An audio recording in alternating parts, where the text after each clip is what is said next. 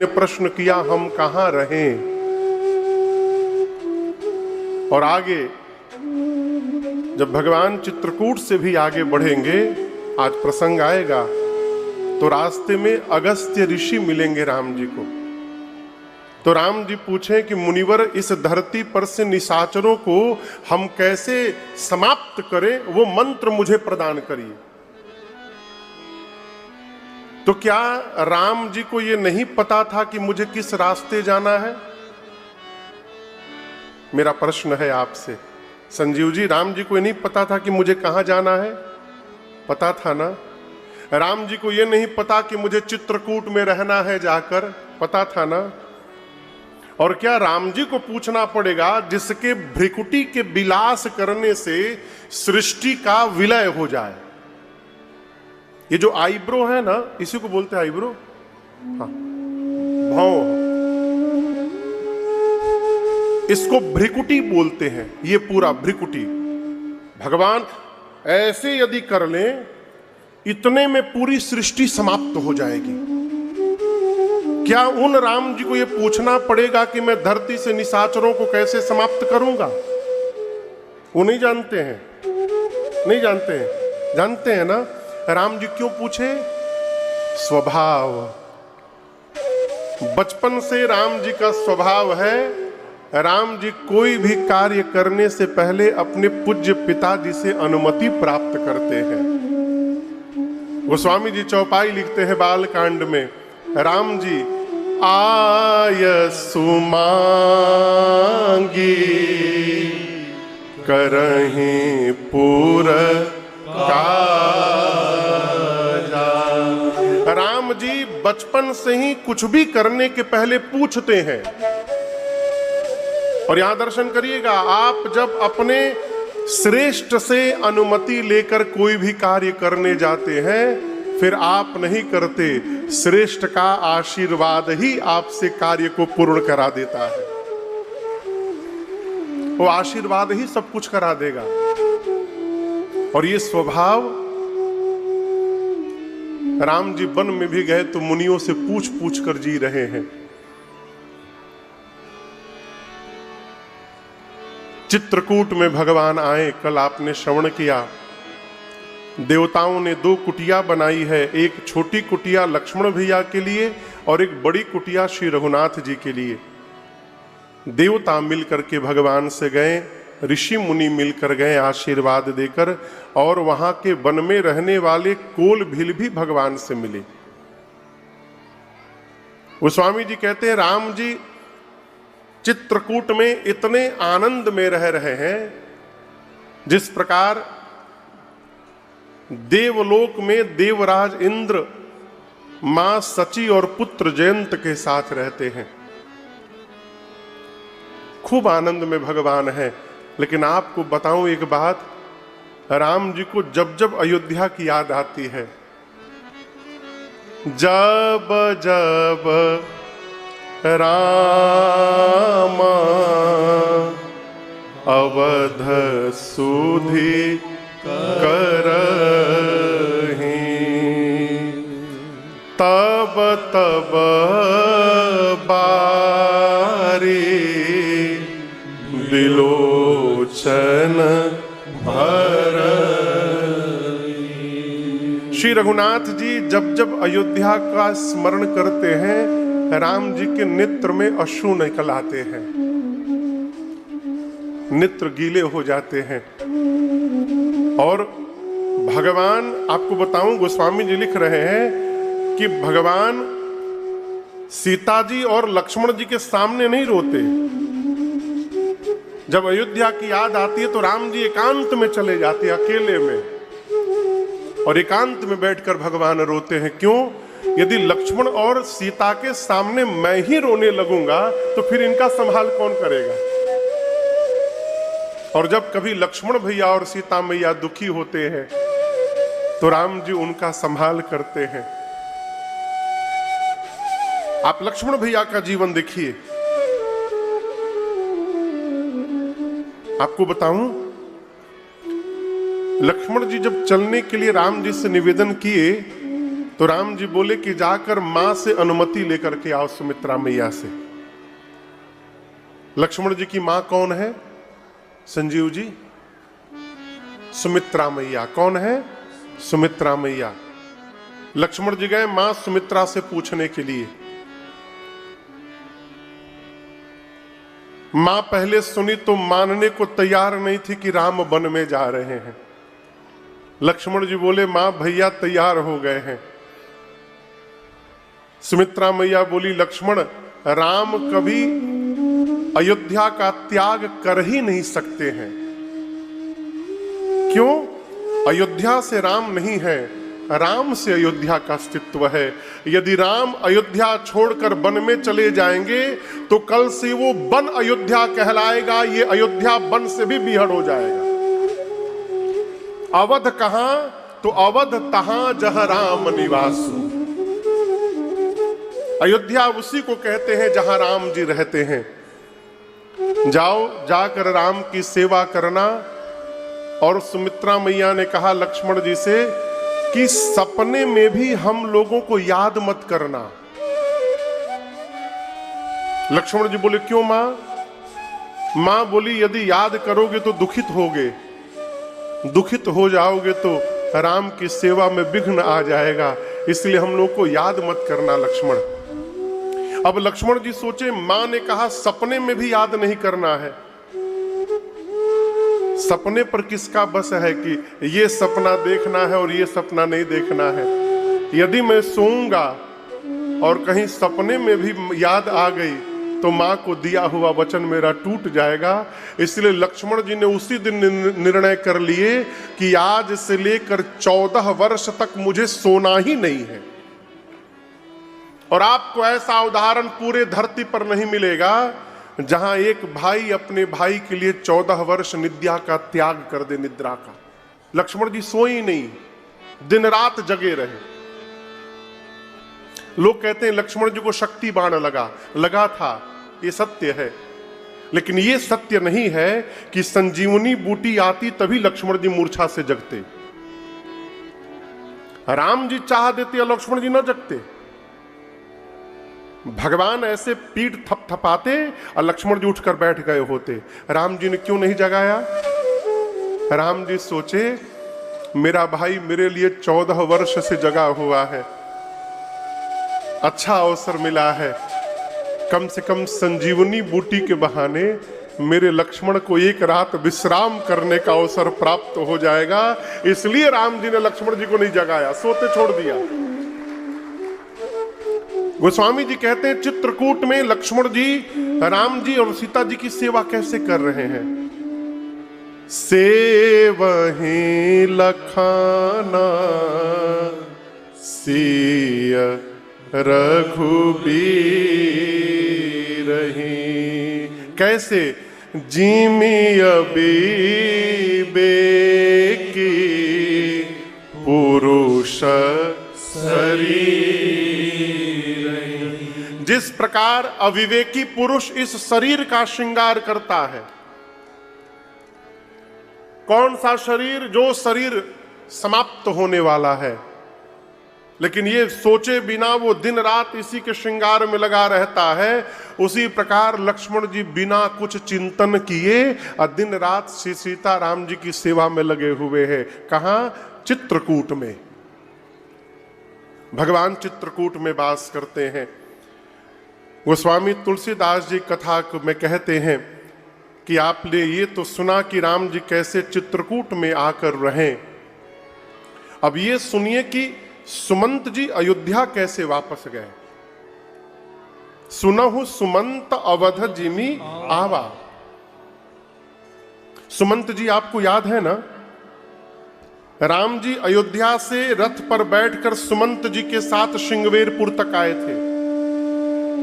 और जब केवट जी भगवान को गंगा पार कराने गए, उसके पहले राम जी सुमंत जी को बरबस अयोध्या विदा किए थे। सुमंत जी राम जी से बोले प्रभु पिताजी बोले हैं 4 दिन में वापस ले आने को। राम जी मना करके विदा कर दिए। लेकिन हम आपको बताएं सुमंत जी वापस नहीं गए। घाट से थोड़ी दूर एक वृक्ष के नीचे रथ के घोड़ों को बांध करके और दक्षिण दिशा में भगवान गए थे गंगा पार करके। सुमंत जी उसी दक्षिण दिशा की ओर टकटकी लगाकर बैठे हैं। सरकार 3 दिन बीत गए। कितने दिन? 3 दिन। जब भगवान ने यमुना जी के किनारे से निषाद राजगुह को वापस भेजा और निषाद राजगुह गंगा को पार करके जब श्रृंगवेरपुर में आए, जिस रथ पर भगवान बैठकर आए हैं उस रथ के घोड़े, गोस्वामी जी लिखते हैं घोड़ों की दशा क्या है। देखी दक्षिण दिशि हय ही नाही। घोड़े दक्षिण दिशा की ओर देख करके हिनहिना रहे हैं। मानिए आपस में बात कर रहे थे घोड़े एक दूसरे से। आज तक ऐसा कभी हुआ नहीं है। हमारे राघव जी जब भी आंखों से दूर गए हैं ना, तो कुछ समय में ही लौट के चले आए हैं। इस बार प्रभु कहां चले गए हैं? 3 दिन बीत गए, प्रभु दिखाई नहीं दिए। आप कल्पना नहीं कर सकते हैं, पिछले 3 दिनों से राम जी के रथ के घोड़ों ने जल का एक बूंद नहीं पिया है, न चारे का एक दाना खाया है, नहीं तृण चरहि न पियहि जल। नेत्र से केवल झरझर अश्रु निकल रहे। किसके? घोड़ों के। तो जो मनुष्य होगा उसकी क्या गति हुई होगी? जब अश्व की ये दशा है तो सुमंत जी की क्या दशा होगी? आप कल्पना करिए। निषाद जी आए, सुमंत जी को देखे तो निषाद जी भी व्याकुल हो गए, लगे समझाने, सुमंत जी आप तो ज्ञानी हैं, आप यदि इस प्रकार से व्यवहार करेंगे तो अयोध्या को कौन संभालेगा? उनको बरबस उठाकर निषाद राजगुह ने रथ पर बिठाया है, घोड़ों को वृक्ष से निकालकर रथ पर जोड़ा है। लेकिन आपको बताऊं, घोड़े रथ पर लगने के बाद आगे नहीं देख रहे, घोड़े पीछे देख रहे हैं। मानो घोड़े बोल रहे हैं कि जब तक रघुनाथ जी नहीं आएंगे हम आगे नहीं बढ़ेंगे। निषाद राजगुह समझ गए कि सुमंत जी अकेले अयोध्या पहुंच नहीं पाएंगे, तो अपने प्रमुख सेवकों को उनके साथ रथ पर बिठाया और कहा इनको अयोध्या पहुंचा कर आइए। बरबस घोड़ों को आगे बढ़ाया गया और रथ जैसे गंगा के तट को छोड़कर अयोध्या की ओर बढ़ा। गोस्वामी जी कहते हैं सुमंत जी अपने हाथ से अपने सिर के बाल को पकड़कर नोचने लगे। कहते हैं आहा मंद मन अवसर चूका, हे अभागे सुमंत तूने अवसर खो दिया। राम के वियोग में यदि तेरे शरीर से प्राण निकल जाता तो तू अमर हो जाता। अब इससे बड़ा कौन सा दुख तेरे जीवन में आएगा कि ये प्राण इस शरीर का त्याग करेगा? गोस्वामी जी यहां 3 उदाहरण दिए हैं सुमंत जी की क्या दशा हुई। जैसे मानिए कोई मनुष्य लगभग 40 साल अपने परिवार से दूर रहा हो, सरकार 40 वर्ष, और 40 साल में अपने जीवन में जो वो धन कमाया हो उस धन की पोटली बना के घर वापस लौट रहा हो। संजीव जी, घर जाने के पहले रास्ते में ही उसके जीवन भर की कमाई कहीं रास्ते में खो जाए तो जीवन भर की कमाई खोने के बाद उसको जिस प्रकार का पश्चाताप होगा वही पश्चाताप सुमंत जी के मन में हो रहा है। कोई स्त्री जीवन भर पतिव्रत धर्म का पालन करे और उसके वृद्धावस्था में उसका पति बिना किसी कारण उस स्त्री का त्याग कर दे, उसके बाद उस स्त्री के मन में जो सोच होगा वो सुमंत जी के हृदय में है। कोई ब्राह्मण जीवन भर धर्म का पालन करे, धर्म से इतर एक क्षण मात्र भी जीवन का यापन न किया हो, ऐसा वृद्ध ब्राह्मण जिसके जीवन के अंतिम समय में वो इस आशा में बैठा हो कि मेरे परिवार का आकर मेरे मुख में कोई गंगा जल डालेगा, और मरते समय किसी ब्राह्मण के मुख में धोखे से कोई मदिरा लाकर डाल दे, और जब उस ब्राह्मण को ये पता चले कि मेरे मुख में मदिरा आ गया मरते समय, उस समय उसके मन में जो पश्चाताप होगा वही सुमंत जी के मन में हो रहा है। चल रहे हैं, मन में कल्पना करते हैं महाराज आने की दशा में नहीं होंगे, कैकेयी तो आएगी ही नहीं, सुमित्रा आएंगी तो मैं समझा लूंगा, लेकिन सुमंत दिन भर चारा चरने के बाद जब शाम को बछिया अपने घर की ओर दौड़ती है तो उसकी आने की आहट पाकर खूंटे में बधी गाय जब हुंकार मारती है, उसी प्रकार मेरी आने की सूचना सुनकर यदि कौशल्या दौड़कर मेरे पास आकर पूछेगी मेरा राघव कहाँ है, तो मैं कौशल्या जी से क्या कहूंगा कि मैं उनके राघव को वन में छोड़ के चला आया। यही मन में कल्पना करते करते सुमंत जी तमसा नदी के किनारे पहुंचे। दिन का समय था, वहीं रथ को रुकवाया, सुमंत जी के सेवकों को, निषाद राजगुह के सेवकों को बरबस वापस भेजा और वहीं तमसा के किनारे बैठ गए। क्यों? दिन में नहीं जाऊंगा, ये कलंकी मुख दिखाने लायक नहीं है किसी को अयोध्या में। मैं राम को वन में छोड़ के आया हूं, मैं दिन में नहीं जाऊंगा, रात्रि के अंधकार में प्रवेश करूंगा। पूरी दिन बैठे रहे अयोध्या तमसा के किनारे। जैसे अंधकार हुआ रात्रि में रथ लेकर गए, चुपके से मां कौशल्या के भवन के बाहर रथ खड़ा किए। अयोध्या वासियों को सूचना मिली कि सुमंत जी आ गए। पूरी अयोध्या दौड़ पड़ी है महल की ओर। सुमंत जी तो रथ से निकलकर भीतर चले गए, लेकिन मैं आपको बताऊं अयोध्या वासियों ने रथ में लगे हुए घोड़ों को केवल देखा। और गोस्वामी जी कहते हैं घोड़ों को देखकर वो समझ गए कि राम जी आए नहीं है। क्यों? घोड़े खड़े हैं, अब पीछे की ओर मुड़ करके रो रहे थे, मानो अयोध्या राम राम लक्ष्मण सीता, राम लक्ष्मण सीता यही जप रहे हैं। सुमंत जी ने जाकर श्री चरणों में महाराज के प्रणाम करते हुए कहा, हे जय जीव, आपका सुमंत आपको दंडवत करता है।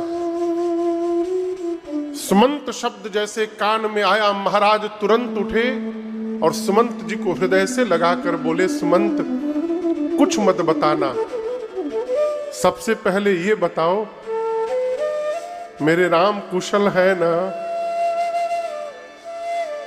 सीता लक्ष्मण दोनों कुशल है ना? मैंने कहा था 4 दिन वन दिखाकर वापस ले आइएगा,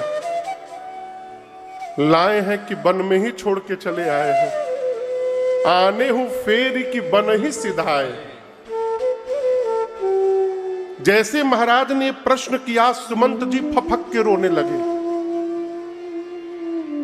महाराज बोले, सुमंत मौन मत रहो, यदि तुम अपने महाराज को जीवित रखना चाहते हो तो सत्य बताओ, यदि राम लौट कर नहीं आए हैं तो जहां राम को छोड़कर आए हो वहां मुझे पहुंचा दो। यदि मैं वहां नहीं गया तो मैं अपने प्राण का त्याग कर दूंगा। सुमंत जी ने चरणों को पकड़ लिया, कहा महाराज धैर्य रखिए, आप तो ज्ञानी हैं, धर्म धुरंधर हैं, इस धरती पर राम को आपके अलावा कौन ठीक से जानता है। मैं लेकर गया, पहले दिन तमसा के किनारे पर हम लोग रुके, दूसरे दिन श्रृंगवेरपुर में विश्राम हुआ और प्रभु तीसरे दिन सवेरे बरबस मुझे राम विदा कर गए और गंगा पार करके उस पार चले गए। जाते समय मुझसे कहा कि पिताश्री से प्रणाम करके कहिएगा कि 14 वर्ष बाद राम स्वयं आकर उनके चरणों में प्रणाम करेगा। भरत लौट कर आए तो उनसे कहिएगा कि भरत राज सत्ता का नीति पूर्वक पालन करेंगे। महाराज सुनते गए। अचानक कौशल्या जी की दृष्टि गई दशरथ जी के शरीर में, गले के नीचे हलचल समाप्त हो गए।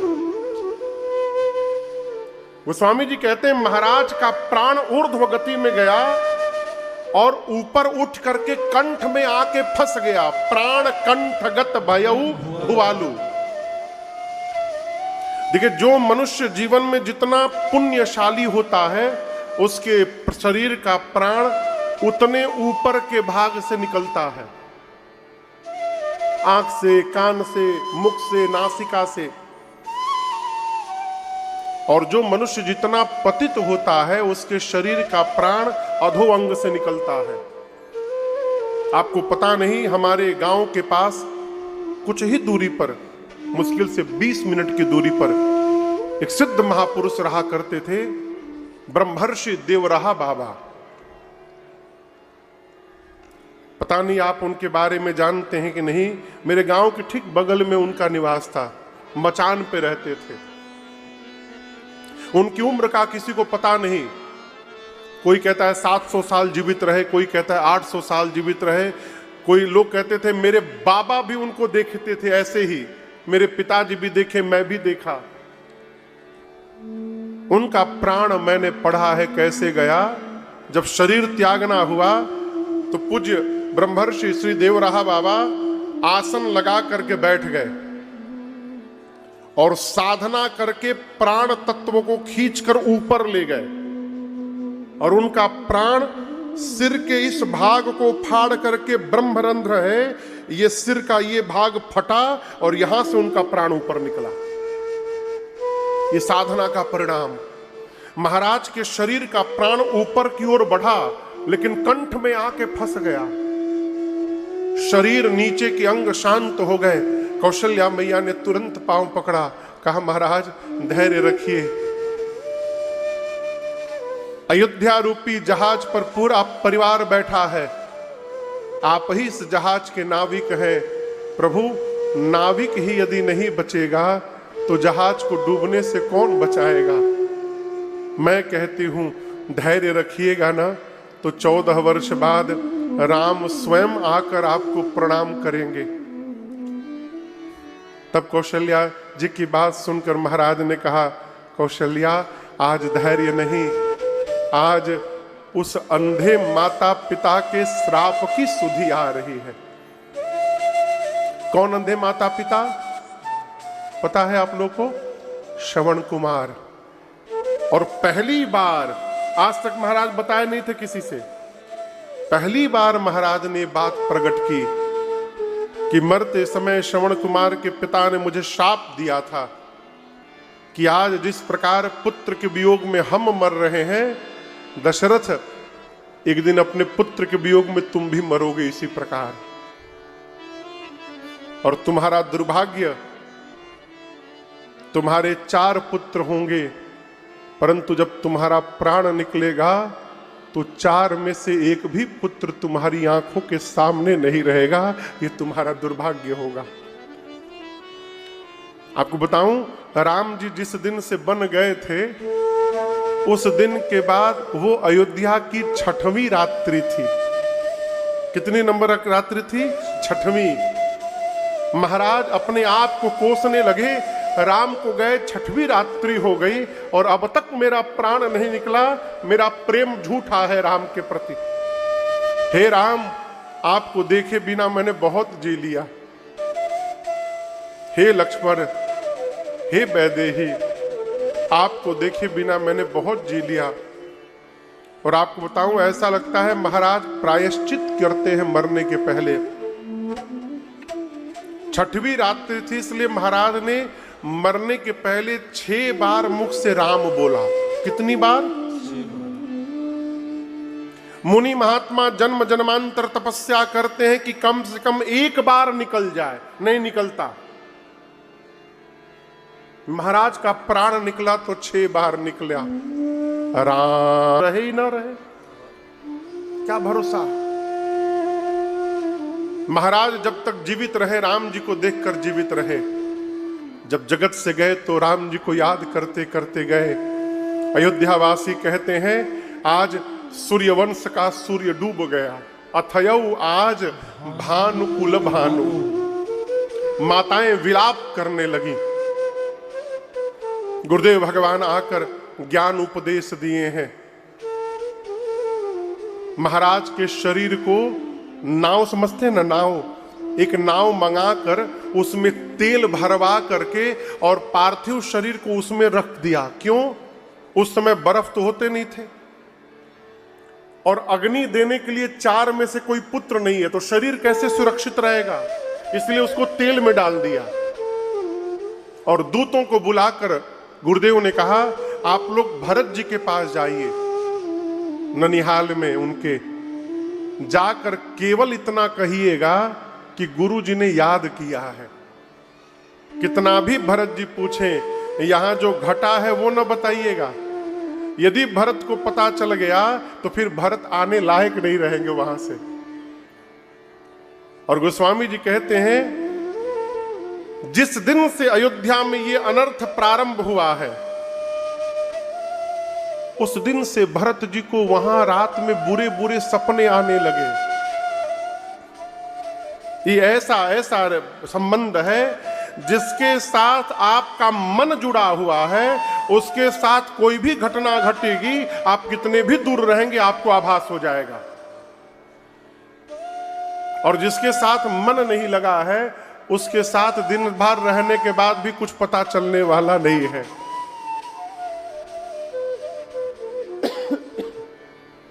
प्रातः काल भरत जी जगते हैं, डर जाते हैं, शंकर जी का पूजन करते हैं। दूत पहुंचे अयोध्या के, जाकर दूतों ने कहा भरत जी से, प्रभु कुछ पूछिएगा मत हमसे, केवल इतना सुनिए गुरुदेव ने बुलाया है, आप तुरंत चलिए अयोध्या।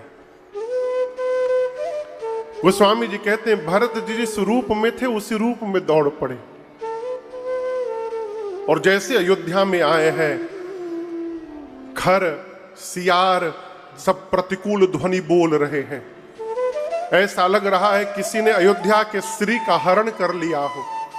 अयोध्यावासी भरत जी का आज मुख देखना नहीं चाहते। भरत जी से लोग अपना मुख चुरा रहे हैं। भरत जी सीधे मां को कैकेयी के पास गए। कैकेयी मैया सुनी लाला आ गया मेरा, द्वार पर गई, जाकर मां ने आरती उतारा है, खूब दुलार किया भरत जी का, भीतर ले जाकर कक्ष में बिठाई है। दुलार करके मां ने पूछा भरत मामा के घर में सब कुशल है ना, वहां सब ठीक है ना भरत? भरत जी हाथ जोड़कर बोले मां वहां तो सब ठीक है, मेरे घर में सब ठीक है ना मां? कौशल्या मैया पूछी कि कैकेयी मैया पूछी ऐसा क्यों बोल रहे हो?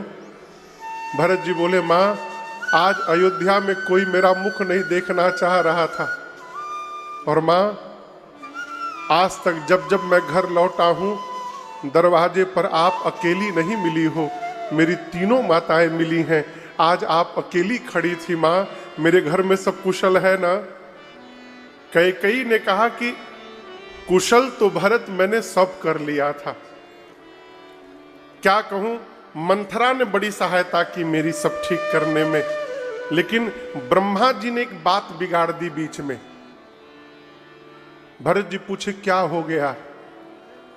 बोलते बोलते कैकेयी मैया बोली भरत क्या बताऊं, सब ठीक हो गया था लेकिन अचानक आपके पिताजी अब नहीं रहे।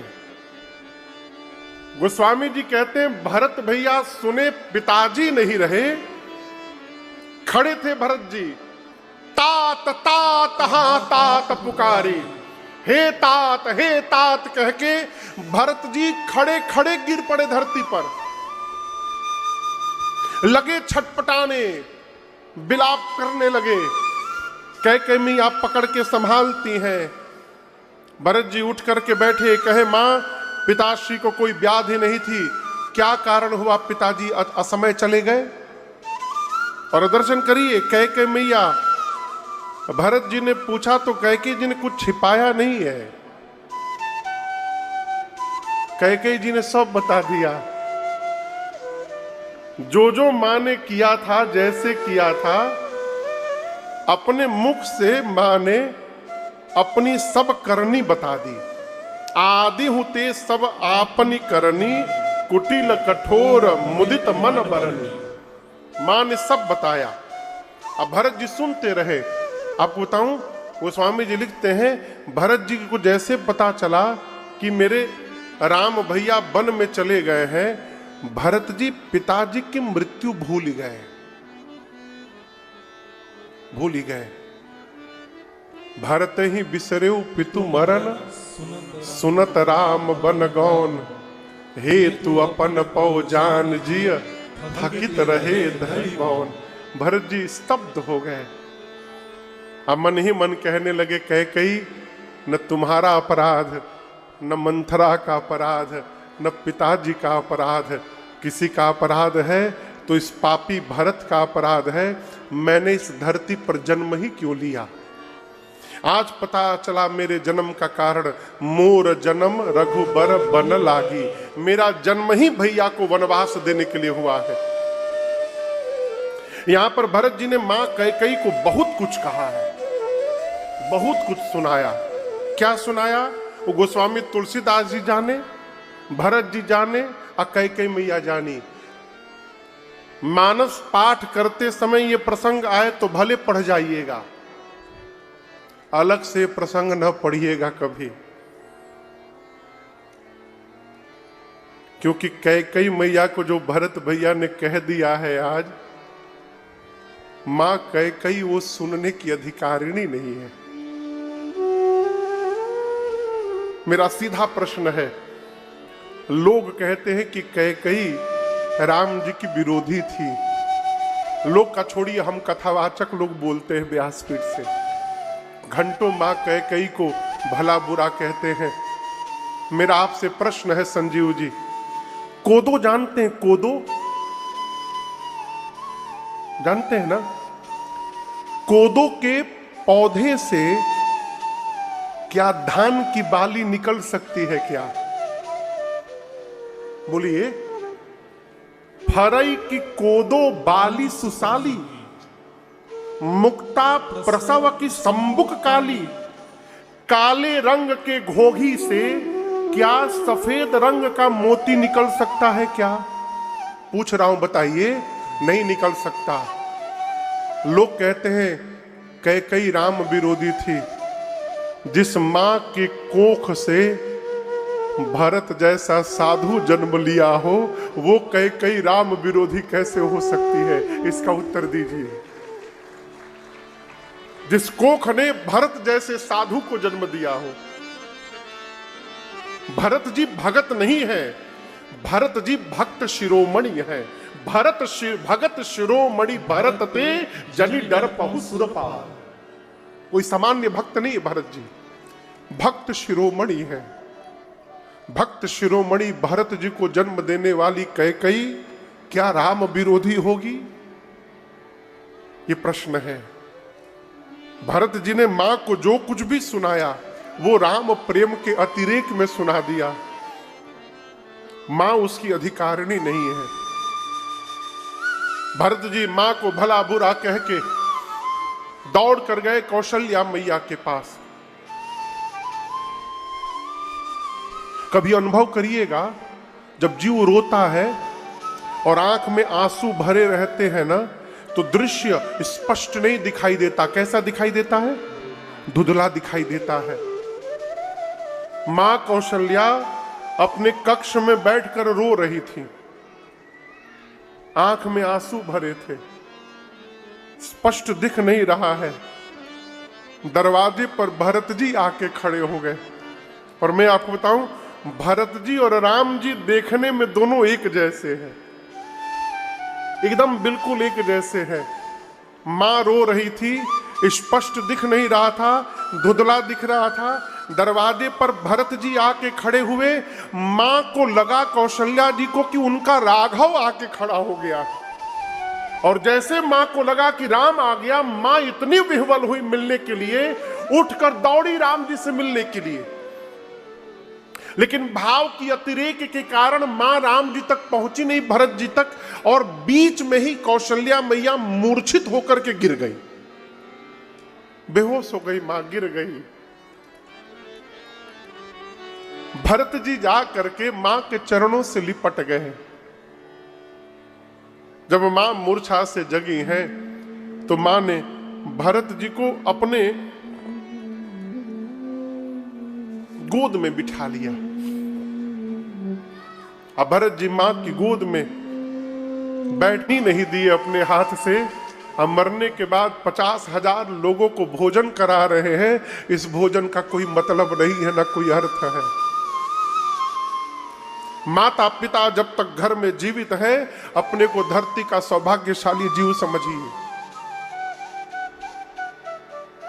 हम और आप बैठे हैं ना, बारिश यदि होने लगे ना तो डर नहीं है, जानते क्यों? छत है ऊपर। सिर पर जब तक छत रहता है उसका महत्व पता नहीं चलता, और जिस दिन सर से छत समाप्त हो जाए,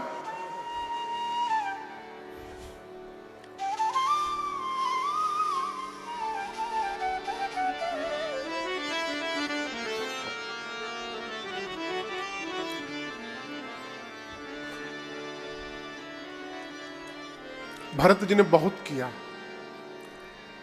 गोस्वामी जी कलम छोड़ दिए। बाबा कहते हैं कि पितु हित भरत कीन्ह जस करनी, सो मुख लाख जाई नहीं बरनी। 1,00,000 मुख से यदि भरत जी के करनी की प्रशंसा की जाए तो 1,00,000 मुख समाप्त हो जाएंगे, परंतु भरत जी की करनी पूर्ण होने वाली नहीं है। इतना किया भरत जी ने। गुरुजी एक प्रकार से दान देने के लिए करते थे, भरत जी उसको 1000 प्रकार से करते थे। श्राद्ध कर्म पूरा हुआ, अयोध्या का सिंहासन रिक्त है। गुरुदेव ने पूरी सभा को बुलाया, भरत वशिष्ठ निकट बैठारे। भरत भैया को ना गुरुजी अपने बगल में बिठाए, पास में। जानते क्यों? जानते क्यों? जिसको समझाना होता है ना, उसको बगल में बिठाया जाता है। तो भरत जी को गुरुजी ने अपने निकट बिठाया, पास में। और आप पढ़िएगा, गोस्वामी जी कहते हैं कि भरत पिता गुरुदेव ने पहले महाराज के धर्म परायण पूर्वक जीवन जो जिए हैं उसका वर्णन किए। उसके बाद महाराज के वचनों में राम जी को जो निष्ठा थी उसका वर्णन किए। उसके बाद राम जी के चरण में जो सीता जी और लक्ष्मण जी की निष्ठा थी उसका वर्णन किए। और इतना कहते कहते गुरु जी फपक के रोने लगे। आप कल्पना करिए, जो समझाने बैठा वही रोने लगा। आप बोलेंगे कि महाराज ये कहां लिखा है गुरु जी रोने लगे? सुनहु भरत भावी प्रबला, बिलखी कहे मुनीना।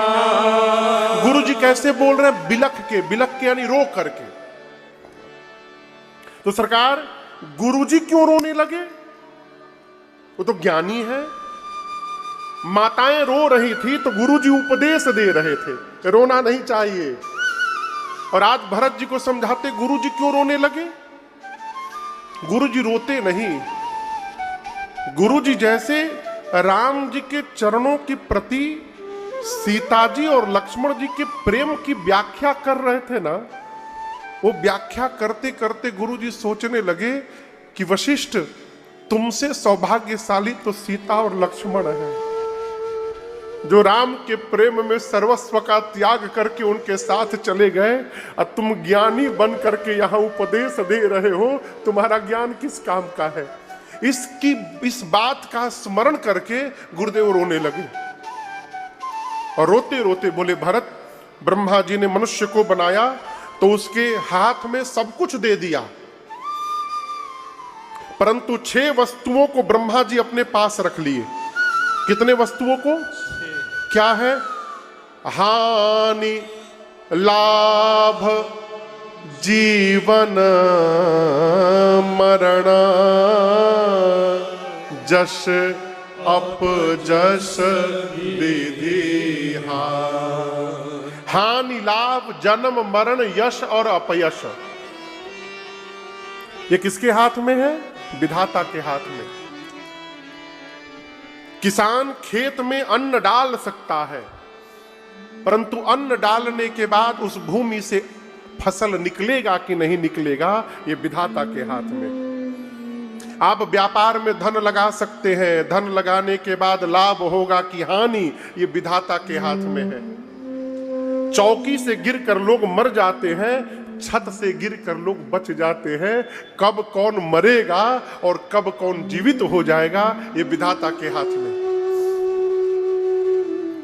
कब जीवन में यश मिलेगा, कब जीवन में कलंक लगेगा, ये विधाता के हाथ में। इस पे हमारा आपका कोई अधिकार नहीं है। गुरुदेव ने कहा, भरत आपके पिताजी सोच करने लायक नहीं, आप अपने पिताजी का सोच कर रहे हैं। भरत सोची विप्रजिवेद विहीना, उस ब्राह्मण का सोच करना चाहिए जो विप्रवंश में जन्म लेने के बाद वेद नहीं जानता, उसका सोच करना चाहिए। उस राजा का, उस क्षत्रिय का सोच करना चाहिए जो नीति का पालन न करे और अपनी प्रजा को प्राण के समान प्रेम न करे। आप में से कई लोग बणिक होंगे, बनिया, वैश्य। गुरुदेव ने कहा उस वैश्य का सोच करना चाहिए जो धनवान होने के बाद कंजूस बना है, जो नित्य भगवान शिव का यजन न करे, भजन न करे और अतिथि का सत्कार न करे, वो वैश्य सोच करने लायक है। वो सेवक सोचनीय है जो मुखर हो, मान प्रिय हो और ज्ञान के गुमान में अपने श्रेष्ठ का अपमान करता हो। वो शिष्य सोचनीय है भरत जो गुरु की आज्ञा का पालन न करे। वो गृहस्थी सोचनीय है जो गृहस्थ धर्म का निर्वाह न करे। सोचिए गृही जो मोह बस करई कर्म पथ त्याग। वो स्त्री सोचनीय है जो घर में बात बात पर कलह करे, अपने मन से विचरण करे। भरत वो वानप्रस्थ सोचनीय है जो तपस्या छोड़कर भोग में लगा हुआ है। वो सन्यासी सोच करने लायक है जो सन्यास लेने के बाद भी जगत के प्रपंच में फंसा हुआ है। भरत वो मनुष्य सोच करने लायक है जो चुगली करता है, इधर की उधर करता है, केवल अपने शरीर का पोषण करता है, माता पिता गुरु भाई से विरोध करता है। और भरत एक बात कहे, वो मनुष्य तो सब प्रकार से सोच करने लायक है जो मानव का शरीर प्राप्त होने के बाद भगवान का भक्त नहीं बन पाया, वो सब प्रकार से सोचनीय है, सब प्रकार से सोचनीय है। आपके पिताजी सोचनीय नहीं है भरत। आपके पिता जैसा पिता न था, आपके पिता जैसा पिता न है और आपके पिता जैसा पिता अब भविष्य में होने वाला भी नहीं है। मैं कुल गुरु हूं, मैं कितना बोलूं। इंद्र जिसकी प्रशंसा करते हो, ब्रह्मा शंकर जिसकी प्रशंसा करते हो, राम आप लक्ष्मण और शत्रुघ्न जैसे जिसके 4 रत्न पुत्र हो, उस महाराज के भाग्य के बारे में क्या क्या बोलूं। एक बात कहना चाहता हूं भरत, सब प्रकार भूपति बड़ भागी। आपके पिताजी सब प्रकार बड़ भागी थे, आप व्यर्थ में उनको लेकर के सोच कर रहे हैं। भरत जी, आपके पिताजी को प्राण से प्रेम नहीं था, वचन से प्रेम था। यदि उनको अपने प्राण से प्रेम होता ना तो वो वचन छोड़ देते, अब प्राण बचा लेते। लेकिन आपके पिताजी ने वचन को बचाया, प्राण का त्याग किया।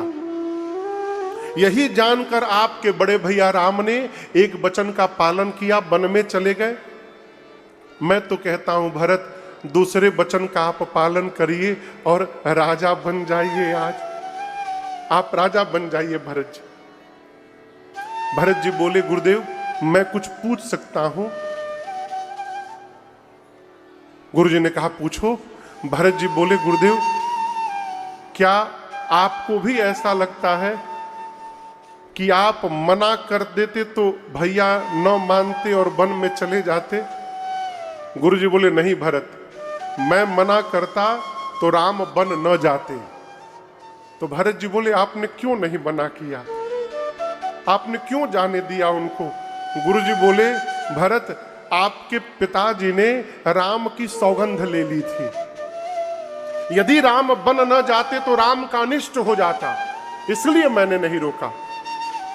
फिर भरत जी सोचने लगे, कहे गुरुदेव अच्छा आप रोक नहीं पाए, ये तो कह सकते थे ना कि महाराज पहला वचन भरत का राज तिलक है तो सबसे पहले वचन को पूरा किया जाएगा और बाद में दूसरा वचन पूरा होगा, ये बोल सकते थे ना।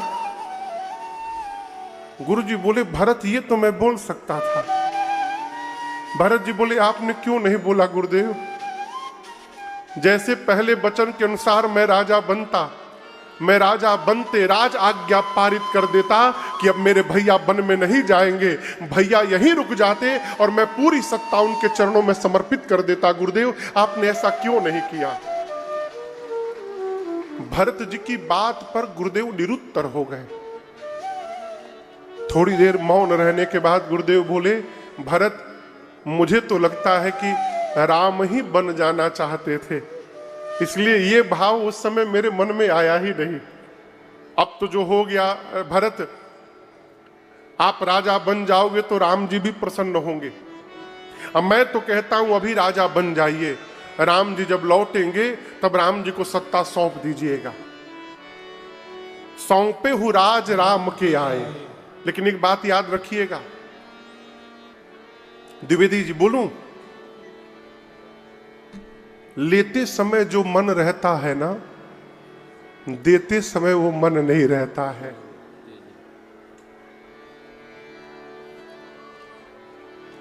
आओ जी, आप किसी को 1 महीना के लिए घर का मालिक बना दीजिए, चाबी दे दीजिए, 1 महीने के लिए आप मालिक हैं। 1 महीने बाद चाबी मांगिएगा, चेहरा बदला बदला दिखाई देगा। क्यों? लेते समय जो भाव रहता है वापस करते समय नहीं रहता है। गुरु जी बोले अभी राजा बन जाइए, राम जी जब लौटेंगे 14 साल बाद तो लौटा दीजिएगा।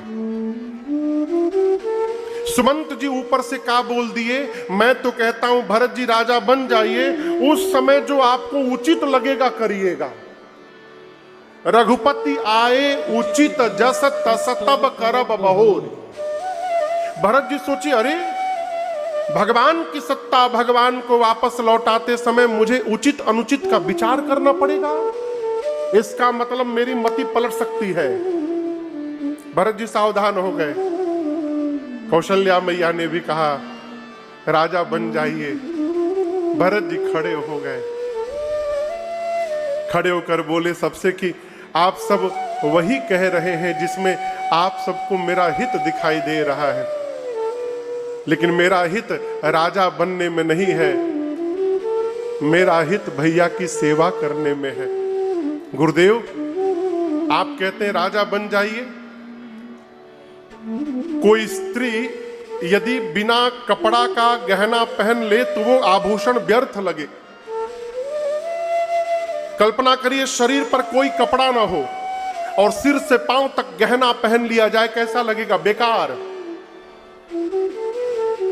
जिसके शरीर में रोग हुआ है उसके लिए नाना प्रकार का भोग व्यर्थ है। मन में यदि विरक्ति नहीं है तो ब्रह्म पर प्रवचन व्यर्थ है। हृदय में प्रेम नहीं है तो किया गया जप तप व्रत सब व्यर्थ है। कितना भी सुंदर शरीर क्यों न हो, उसमें प्राण नहीं है तो शरीर व्यर्थ है। गुरुदेव उसी प्रकार अयोध्या में आप सब लोग हैं और यदि मेरे भैया राम नहीं है तो भरत के लिए अयोध्या व्यर्थ है। इस अयोध्या का कोई अर्थ नहीं मेरे लिए। बादी मोर सब बिनु रघुराई क्या है। मैं आपको कथा में उपदेश कर रहा हूं, ये करना चाहिए, ये नहीं करना चाहिए। उपदेश आप सुन रहे हैं, अब ये आपके ऊपर है, आप मानिए आप न मानिए, आप स्वतंत्र हैं, आप पर कोई बंदिश नहीं है। गुरु जी की बात को भरत जी उपदेश मान रहे हैं, इसलिए कहते गुरुदेव आप तो बहुत अच्छा कहे हैं, लेकिन मेरा मन इसमें लग नहीं रहा है। प्रातः काल चली हूं प्रभु पाही, मैं प्रातः काल भैया के पास जा रहा हूं। और भरत जी कहते हैं मुझे पता है कि मैं ही अपराधी हूं, मेरे कारण ही मेरे घर में सब उत्पात हुआ है। लेकिन गुरुदेव एक बात मैं कहना चाहता हूं, जैसे मैं भैया के पास जाऊंगा ना, मुझे विश्वास है भैया जैसे अपने इस अपराधी भाई को भी देखेंगे ना, मुझे विश्वास भार सौंपा। कैसे सेवक जे सपन हूं निज धर्म न डोले। इसका मतलब उस समय भी ऐसे लोग थे जो अपने धर्म से डोल सकते थे, तभी न लिखना पड़ा कि जे सपन हूं निज धर्म न डोले।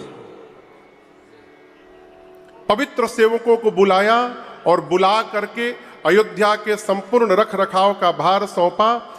गुरुदेव भगवान से भरत जी अनुमति मांगते हैं, गुरुदेव आप आज्ञा दीजिए तो हम राज्याभिषेक की पूरी सामग्री ले लें और वन में चलते ही आप भैया का राज तिलक कर दीजिएगा।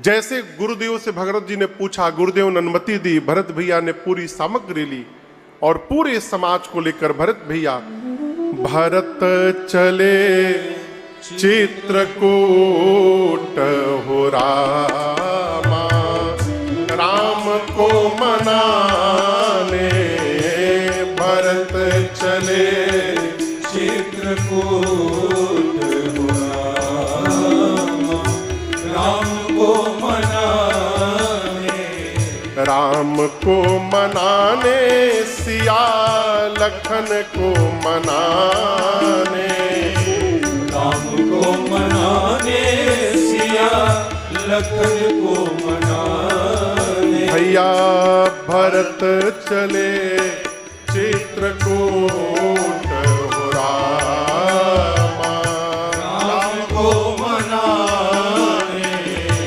भरत चले चित्रकूट हो रामा, राम को मनाने, सिया राम को मनाने, सिया राम को मनाने।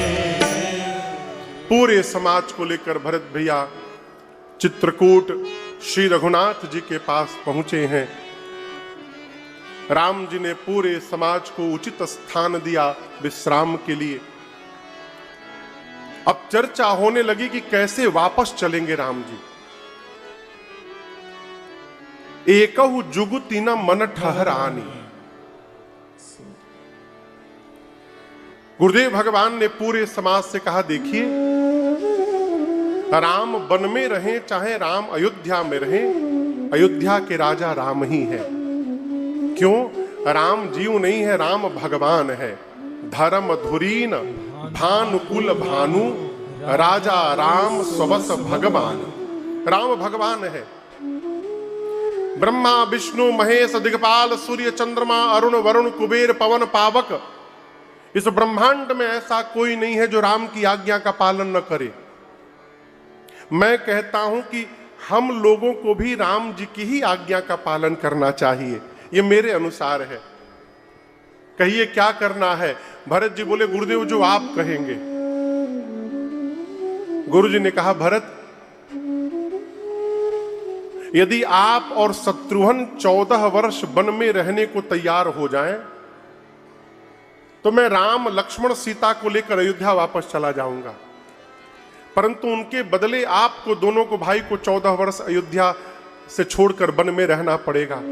भरत जी बोले, गुरुदेव यदि मेरे वन में रहने से भैया वापस चले जाएंगे तो मैं 14 वर्ष नहीं, मैं जीवन भर वन में रहने को तैयार हूं गुरुदेव। मैं अयोध्या लौटूंगा ही नहीं।